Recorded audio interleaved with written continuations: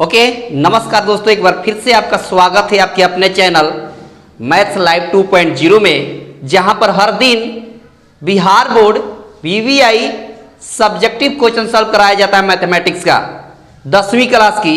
और आज भी एक बेहतरीन सेशन होने वाला है, तो आपका सबसे पहले स्वागत है इस चैनल में। और आप चैनल पर अगर पहली बार विजिट कर रहे हैं तो इसको सब्सक्राइब करके रखेंगे। इसका फायदा ये होगा कि जब भी यहाँ से क्लास मिलेगा उसका नोटिफिकेशन आपको सबसे पहले मिल जाएगा। और ये सेशन और ये मतलब अप्रोच कंसेप्ट बेहतर लगेगा तो लाइक कर दीजिएगा और शेयर भी कर देंगे, ठीक है। तो लगातार क्वेश्चन बैंक जो है कि सॉल्यूशन कराया जा रहा है और प्रत्येक दिन 2011 से लेकर 2022 तक जितना क्वेश्चन पूछा है हर दिन 5, 6, 7, 8 जैसे क्वेश्चन मिलता है वैसे मैं सॉल्व कराते चलता हूं, ठीक है। तो 2022 का मैंने कंप्लीट कर दिया, 2021 में सेकंड शिफ्ट भी कंप्लीट कर दिया है और उसमें का फर्स्ट शिफ्ट जो है चल रहा है, ठीक है। तो उसको अगर नहीं देखे होंगे पिछला वीडियो वीवीआई सब्जेक्टिव क्वेश्चन के नाम से प्लेलिस्ट बना हुआ है, वहां से मिल जाएगा, नहीं तो इस वीडियो के डिस्क्रिप्शन में लिंक मिल जाएगा, ठीक है। तो बस करना क्या है कि आप इस वीडियो जो देख रहे हैं उसके नीचे चैनल का नाम लिखा होगा मैथ्स लाइव 2.0, उस पर टैप करेंगे तो आपको मिल जाएगा, होम पेज पर लेके चला जाएगा जहां पर होम लिखा रहेगा। उसके बगल में आपको प्लेलिस्ट कहीं मिल जाएगा, उस पर क्लिक करेंगे तो आपको मिल जाएगा, ठीक है। पूरा लाइन से बना हुआ है और ऑब्जेक्टिव क्वेश्चन भी मैंने ऑलरेडी अपलोड कर दिया है बहुत पहले और ट्रिकली सिखाया है जो एक झटके में सॉल्व किया जाता है, तो वहां से भी आपको मिल जाएगा। और ऑब्जेक्टिव क्वेश्चन का जो है कि प्लेलिस्ट बना हुआ है बिहार बोर्ड मैथ्स 2023 के नाम से, नहीं तो उन सभी वीडियो का भी लिंक इस वीडियो के डिस्क्रिप्शन में मिल जाएगा, ठीक है। तो जहां से मर्जी वहां से मिल जाएगा। बस करना क्या है कि बस आपको ताबड़तोड़ प्रैक्टिस करते चलना है। प्रत्येक दिन कॉपी ले लेना है, पेन लेना है और जब क्वेश्चन आपके सामने दिखे आप भी सॉल्व करिए। पहले प्रयास करिए अपने से, अगर नहीं हो तब यहाँ सॉल्यूशन देखिए, वीडियो को पॉज कर दीजिए, सॉल्व कर लीजिए। जब आपका बन जाए फिर वीडियो को चलाइए और तब देखिए, मैच करिए कि आपका सॉल्यूशन ये सॉल्यूशन कैसा दिख रहा है और आप कैसे बना रहे हैं और यहाँ कैसे बन रहा है ये देख लीजिएगा, ठीक है। मतलब सब्जेक्टिव क्वेश्चन बनाने का सबसे अच्छा तरीका ये है कि बिल्कुल सजा कर बनाएं। क्वेश्चन में क्या दिया है उसको लिख ले, क्या निकालना है उसको लिख ले, या क्या सिद्ध करना है उसको लिख ले और तब क्वेश्चन का सॉल्यूशन मतलब बिल्कुल सजा कर बेहतर तरीके से किया जाता है, तब जाकर पूरा का पूरा नंबर मिलता है। कंसेप्ट बढ़िया होना चाहिए, आंसर सटीक होना चाहिए, तब पूरा नंबर मिलता है, ठीक है। बस देख लीजिए, आगे क्वेश्चन मैं दे रहा हूं, बस देखते चलिए और सीखते चलिए, ठीक है। उसमें का अगला क्वेश्चन है कि एक द्विघात बहुपद ज्ञात करिए जिनके शून्यकों का जोड़ √2 एवं शून्यकों का गुणनफल 1/3 है।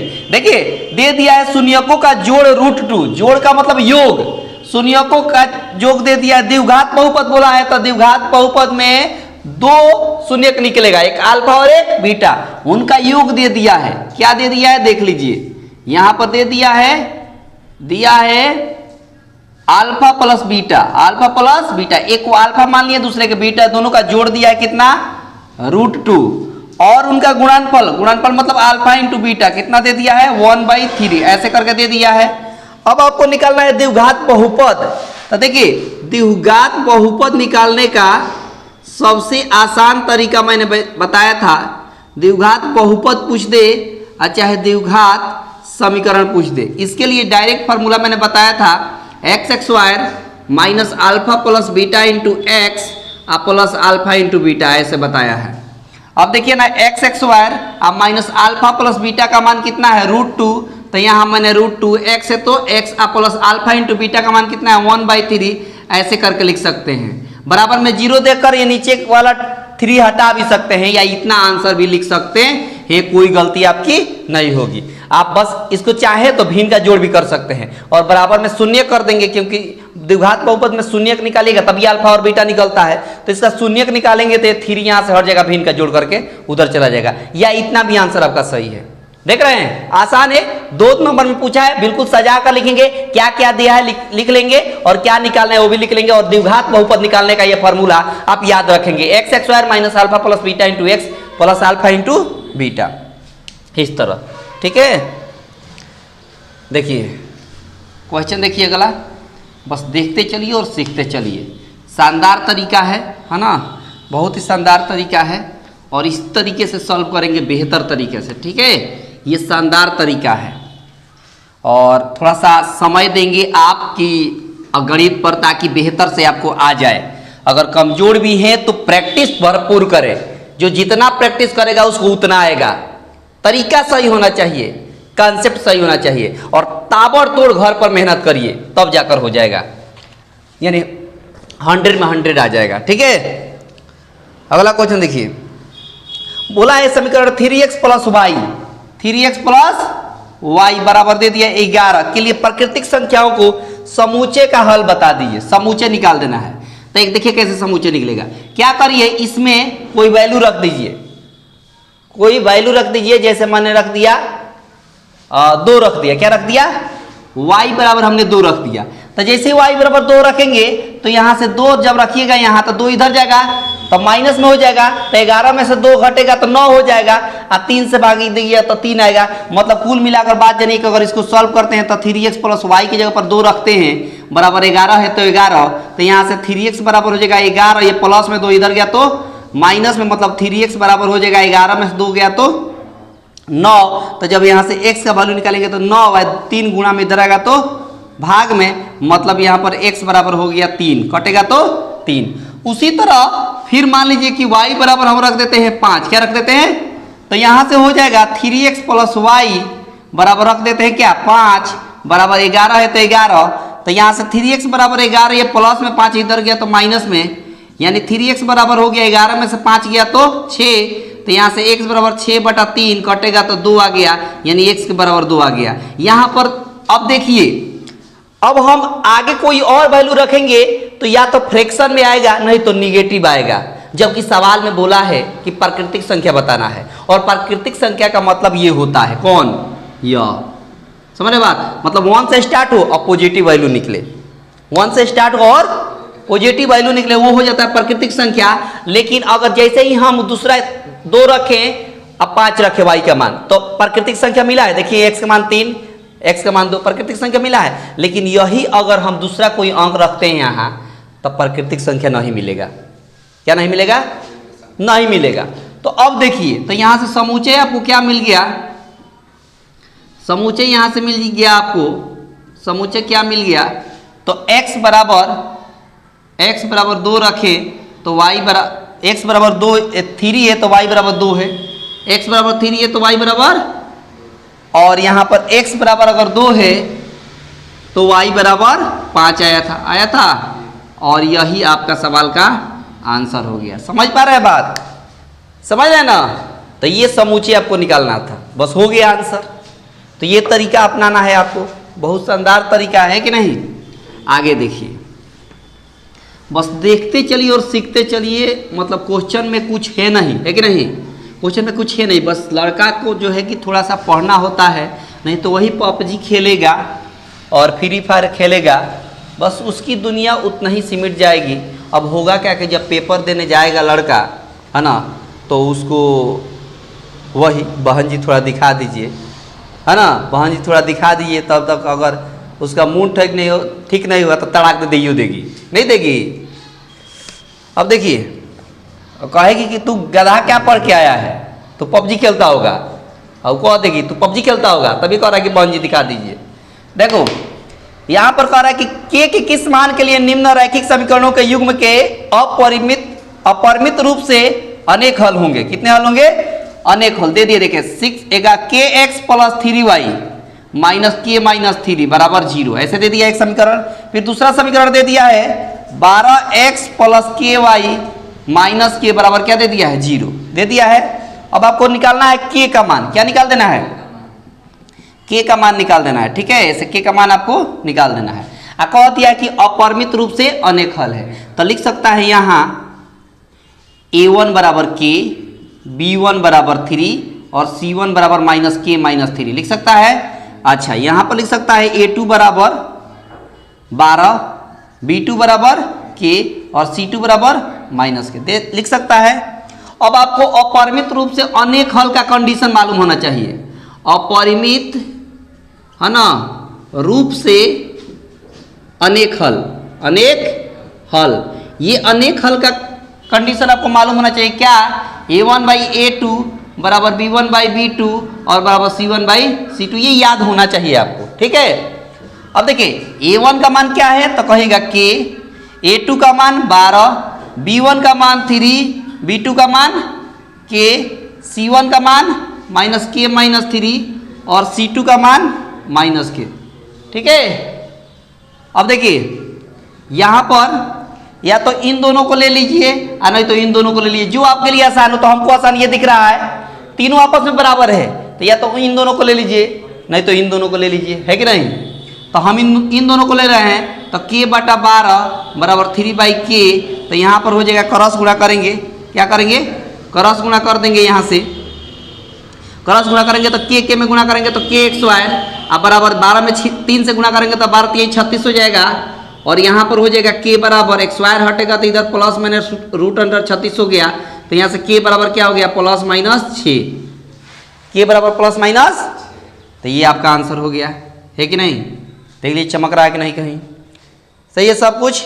तो K बराबर आपका क्या आ गया, +-6, और यही पूछा था आपसे, क्या पूछा था देख लीजिए, यहाँ पर पूछा था K का मान बता दीजिए, K का मान आपने बता दिया। करना कुछ नहीं था कि A1 B1 C1 A2 B2 C2 या देख कर लिख देना है।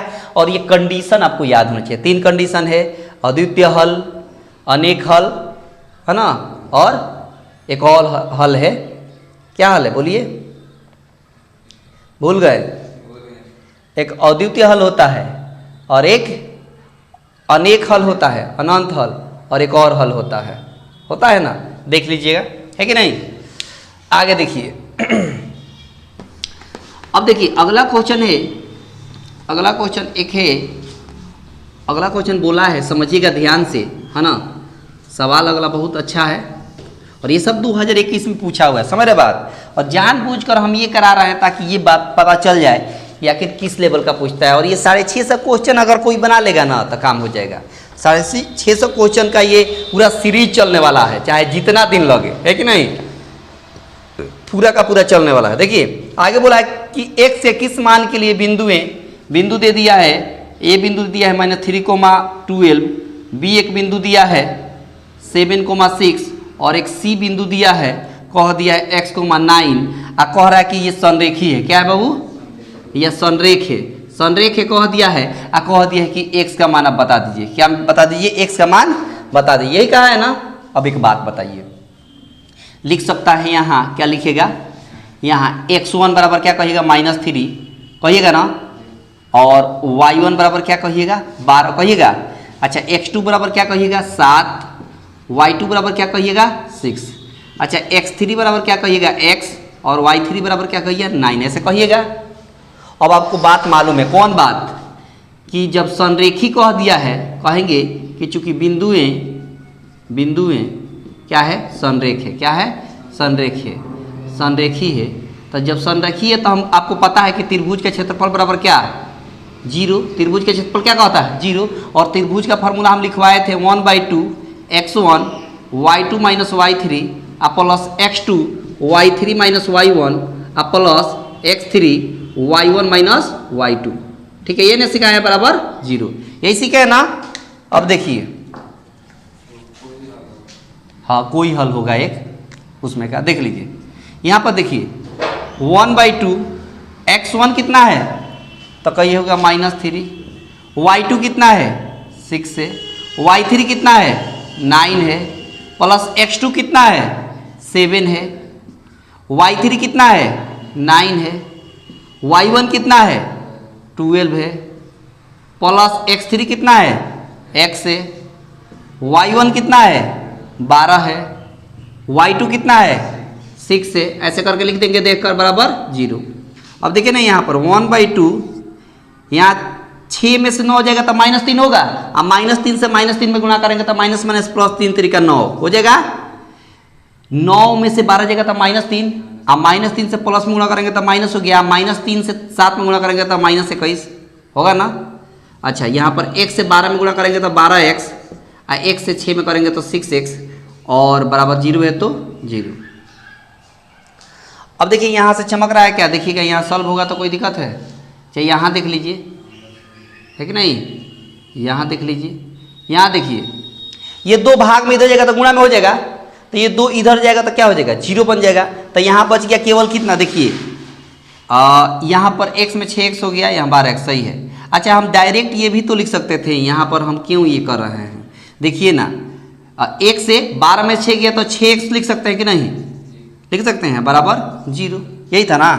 अब देखिए ना यहाँ पर 6x 9 में से 21 घटेगा तो -12 होगा ना, तो 6x - 12 बराबर 0 हुआ। कैसे, ये 6 से वैसे लिख दिए, 9 में से 21 जाएगा उल्टा घटाएंगे, बड़ा में से छोटा घटाते और बड़ा का साइन लिखते हैं। 21 में से 9 घटेगा तो 12 होगा, अब बड़ा का साइन क्या है माइनस, तो माइनस लिख दिए, सही है।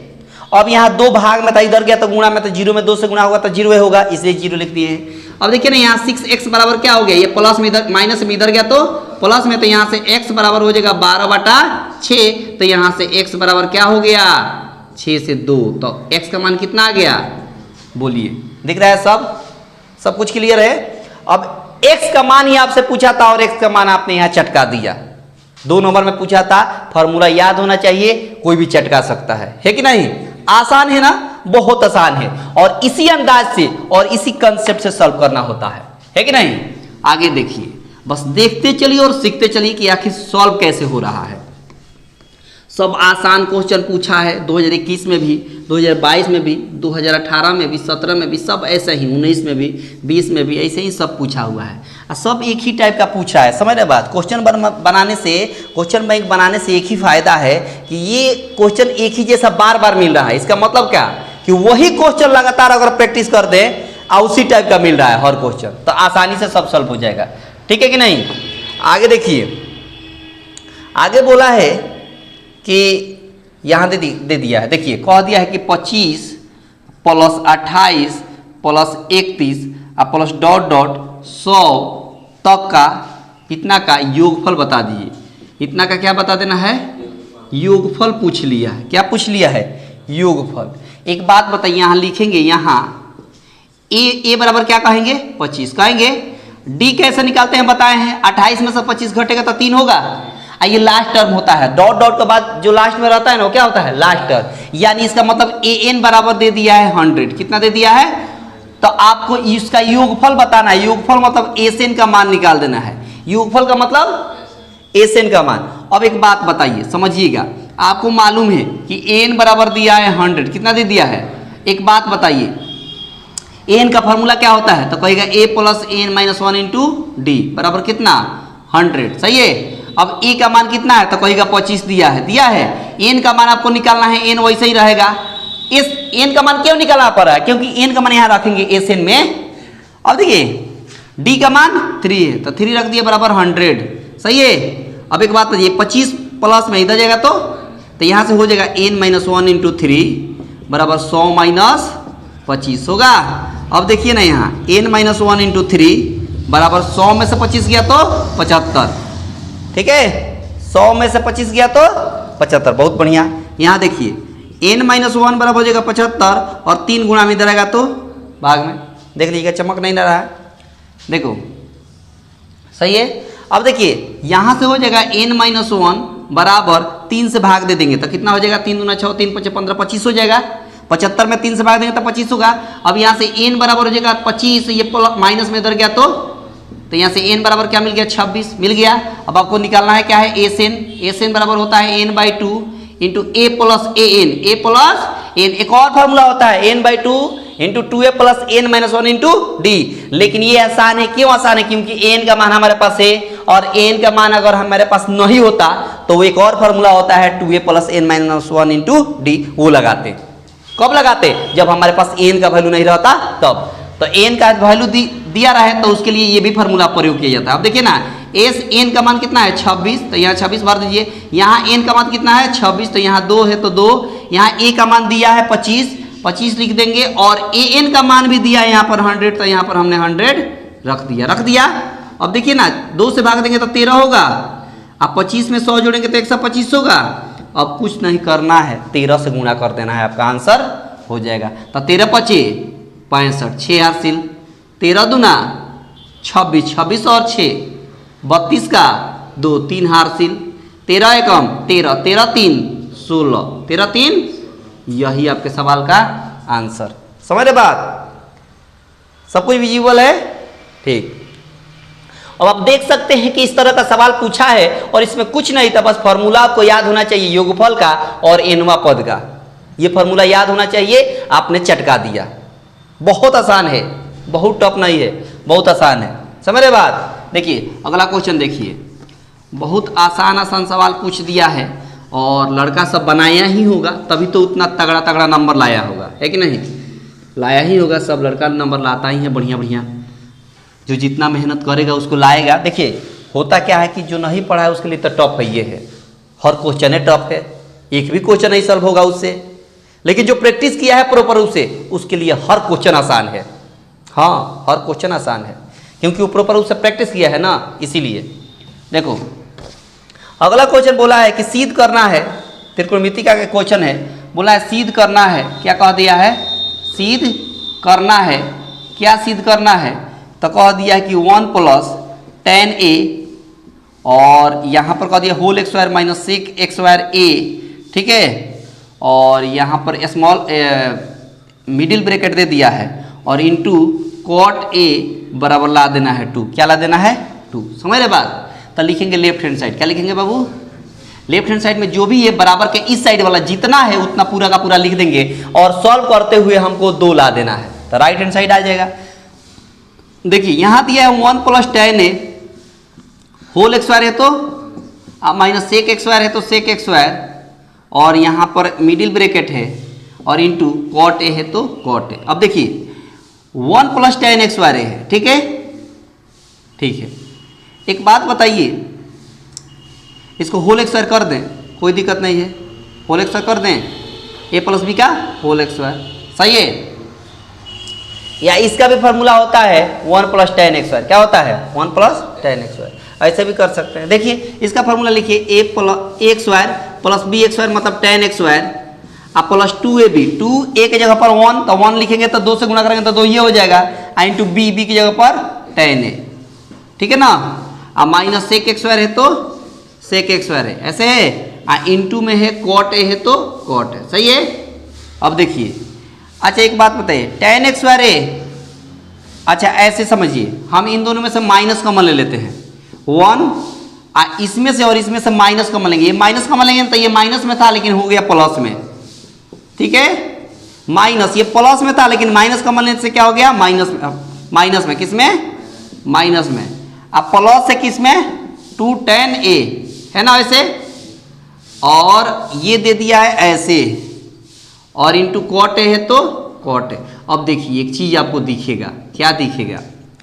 ये 1 है तो 1, अब माइनस, इसका फॉर्मूला 1 होता है, sec x square a minus tan x square का वैल्यू 1, तो ये पूरा का बदले हम लिख दिया 1। अब प्लस 2 tan a है तो 2 tan a, इंटू में दे दिया है cot a तो cot a दे दिए। अब देखिए ना, माइनस प्लस कैंसिल, तो बच गया केवल 2 tan a into cot a। अब देखिए एक और फार्मूला, बस इसमें फार्मूला याद होना चाहिए, सवाल में कुछ नहीं है, सवाल में कुछ नहीं है। देखिए tan a into cot a का फार्मूला कितना होता है? 1, तो इसमें 1 से गुणा कर देंगे, पूरा का वैल्यू मिल गया क्या? 1। यहाँ 2 है तो 2, 2 में 1 से गुणा करेंगे तो क्या होगा? 2। यही लाना था, देख लीजिए क्या लाना था, 2 आ चुका है। लिखेंगे राइट हैंड साइड, क्या लिखेंगे? राइट हैंड साइड, और यहाँ लिख देंगे प्रूव्ड। बोलिए कोई दिक्कत? कहीं पर दिक्कत है? बिल्कुल दिक्कत नहीं है, बहुत आसान है ये सब सवाल, बहुत आसान। मतलब लड़का सब जो है कि खाली प्रैक्टिस कर ले ना, केवल प्रैक्टिस कर ले तो हर क्वेश्चन आसान है, हर क्वेश्चन। लेकिन लड़का सब जो है कि पबजी और फ्री फायर में जुड़ा हुआ है, और जब पेपर आएगा तब माथा पीटेगा, पीटने से कोई फायदा नहीं है, ठीक है ना।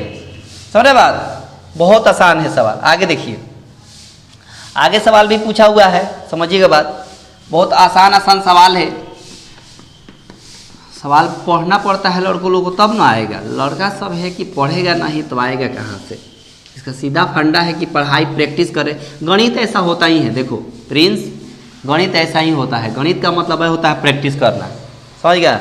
जो जितना प्रैक्टिस करेगा उसको उतना आएगा। बोला है कि उस बिंदु के निर्देशांक ज्ञात करें जो बिंदु -1,7 और 4,-3 को मिलाने वाली रेखाखंड को 2:3 में के अनुपात में अंतर विभाजित करती है। देखिए दो बिंदु, एक बिंदु यहाँ है और एक बिंदु यहाँ है, इसको ए कह देते हैं, इसको बी कह देते हैं। यहाँ एक बिंदु दिया दिया है 1 -1,7 और यहाँ एक बिंदु दे दिया है 4, और इसको 2:3 में विभाजित करती है। 2:3 में क्या करती है? विभाजित, यानी यहाँ से यहाँ तक हिस्सा 2 है और यहाँ से यहाँ हिस्सा तक क्या है? 3 है। तो ये बिंदु जो विभाजित कर रही है बिंदु P मान लेते हैं। क्या मान लेते हैं? P। इसी का निर्देशांक ज्ञात करना है, तो इसका निर्देशांक x, y मान लेते हैं। तो मान लेंगे कि P बिंदु के निर्देशांक को हम मान लेते हैं क्या? x, y। क्या मान लेते हैं? x, y। मान लिए x, y लिखेंगे। अब चाहे यहाँ लिखेंगे, यहाँ x1 बराबर -1, y1 बराबर 7, फिर कहेंगे x2 बराबर 4, y2 बराबर -3। उसके बाद कह देंगे m1, बताए थे फॉर्मूला लिखवाए हैं, m1 का मान 2 और m2 का मान 3। ये 2:3 में विभाजित करने का मतलब है कि यहाँ एक m लेंगे, एक n भी ले सकते हैं, m और n भी ले सकते हैं, लेकिन या m1 और m2 भी लिख सकते हैं। अब आपको फार्मूला एक याद होना चाहिए, जो ये बिंदु विभाजित कर रही है दो हिस्सों में P बिंदु, इस P बिंदु का निकालने का एक फार्मूला होता है जो x, y माने हैं। इसका फार्मूला डायरेक्ट होता है x का अगर निकालिएगा तो कहेगा x1 × m2 plus x2 × m1 by m1 plus m2 कहिएगा, कोमा y का अगर निकालिएगा तो कहिएगा y2 या y1 m2 plus y2 m1 by m1 plus m2, ऐसे कह सकते हैं, कह सकता है। अब देखिए, अब कुछ नहीं करना है, बहुत आसान है। अब वैल्यू देखकर इसमें रख देना है। x1 दिख रहा है, x1 का मान -1, m2 का मान 3, x2 का मान 4, m1 का मान 2, ठीक है। और नीचे m1 प्लस m2 मतलब 2 + 3, यही ना हुआ, कोमा y1 कितना दिया है? 7, ठीक है। m2 कितना दिया है? 3 प्लस y2 -3, तो -3 लिख देंगे। m1 2, तो यहाँ हमने 2 लिख दिया। और नीचे m1 प्लस m2 मतलब 2 + 3, तो हमने 2 + 3 लिख दिया। समझ पा रहे हैं बात? अब देखिए, 3 से -1 में गुणा करेंगे तो -3, 4 में 2 से गुणा करेंगे तो 8, और 3 में 2 जोड़ेंगे तो 5, सही है। यहाँ देखिए 7 × 21 प्लस माइनस गुणा होगा तो माइनस, 3 दूना 6, और नीचे 3 2 5। चमक नहीं ना रहा है? यहां देखिए 8 में से 3 गया तो 5, और नीचे 5 है तो 5। 21 में से 6 गया तो 15, और नीचे 5 है तो 5। अब देखिए ना, 5 से 5 कट गया तो 1, 5 में 15 से भाग देंगे तो 3। ये आपके सवाल का आंसर। यही निर्देशांक पूछा था P बिंदु का निर्देशांक, और P बिंदु का निर्देशांक हम माने थे x, y, और यहाँ P बिंदु जो है x, y का ही वैल्यू आया है। x, y लिखे हैं, x का ये वैल्यू होता, ये फार्मूला होता है, और y निकालने का ये फार्मूला होता है, और उसमें वैल्यू हम यहाँ से देख कर रख दिए और चटका दिए। और ऐसे ही सबको चटकाना है, यही तरीका सही है। फार्मूला याद है तो आप चटका सकते हैं, नहीं याद है तो बस पेन लेकर और ऊपर का सेट देखते रहिए। जब घंटी बजेगी कॉपी जमा कर दीजिए, जब कॉपी चेक होगा तब तो पता चला कि गणित में फेल है। ये होता है, ठीक है नहीं? तो प्रैक्टिस लड़का अगर करे तो कुछ है नहीं इसमें, समझ रहे बात? बहुत शानदार मतलब ये है। टाइम देखिए तो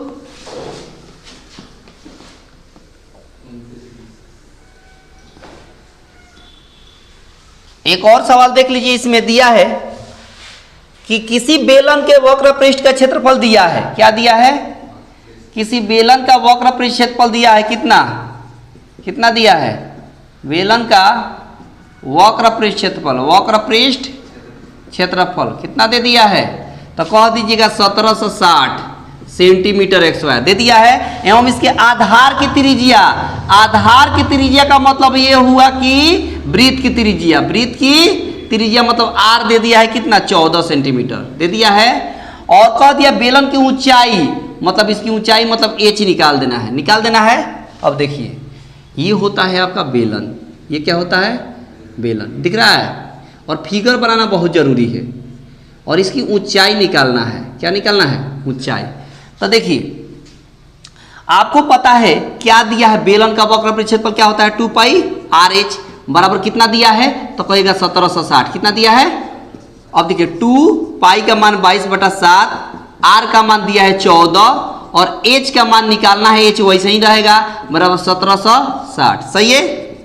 अब 7 से 7 दूना 14, ये 2 22 2 ये h के साथ गुणा में है, इधर आएगा तो भाग में हो जाएगा। इसका मतलब कि अगर हम यहाँ h का मान निकालें तो 1760 और डिवाइड में ये सब आ जाएगा, ये सब 2 22 2 2 इंटू 22 इंटू 2 ये सब आ जाएगा।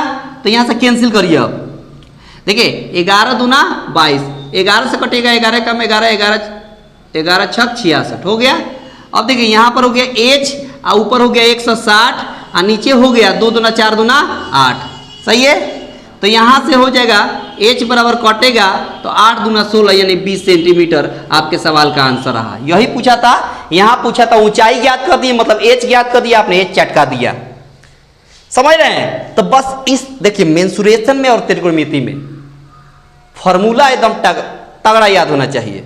चाहे वो टॉपिक जो फॉर्मूला के बेस पर बनता है, लगभग सभी सवाल तो फॉर्मूले पर बनेगा, है कि नहीं। तो फॉर्मूला कुछ कुछ है जो कंसेप्ट पर काम करता है, कंसेप्ट याद होना चाहिए। लेकिन बहुत सारे सवाल मिल जाएंगे जहां पर आपको फॉर्मूला की आवश्यकता होगी। और फॉर्मूला इसलिए हम बार बार फोकस करते हैं ना कि फॉर्मूला से 15 क्वेश्चन ऑब्जेक्टिव में सॉल्व हो जाएगा।